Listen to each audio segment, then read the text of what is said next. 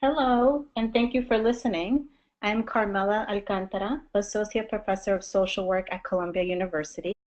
Today, I will present on top 10 abstract submission tips, and this is essentially how to ensure a highly ranked and accepted abstract submission.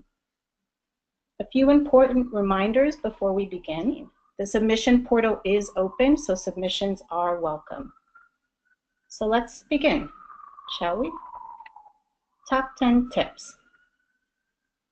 Tip number 1, know the instructions. All abstracts require a title, a 350-word abstract, and 3 learning objectives. No charts, figures, or references should be included in the actual abstract. This is arguably the simplest, but one of the most important tips. Tip number 2, write learning objectives using action verbs. Examples of action verbs include words like demonstrate, analyze, and evaluate, not words like learn and know. Tip number 3, address an important, highly relevant topic. To the extent that this topic is consistent with the conference theme, the better, although that is not necessary. Tip number 4, be clear about results, educational need, and contribution to advanced science or practice. This means that to the extent that you can connect the dots for the readers and describe the significance of the abstract, the better. You want to make it easy for the peer review process to judge your abstract highly.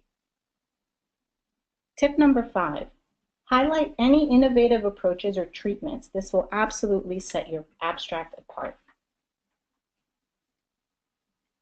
Tip number 6, research abstracts should present new data and clearly describe the outcomes.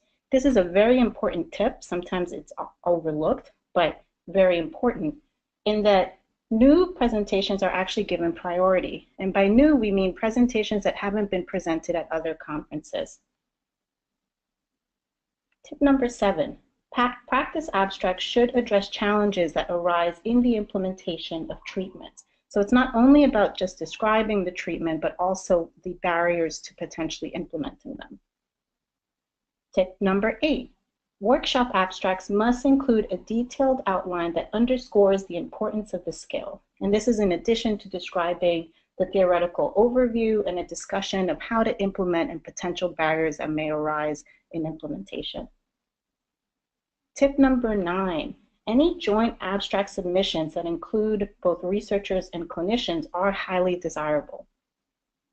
And last but not least, tip number 10, which is probably the most important, be timely. Any incomplete or late abstract submissions will be automatically rejected. So that concludes our top 10 tips. If you have any questions, please contact us at conference@adaa.org. or you can visit the ADAA submissions website page listed here.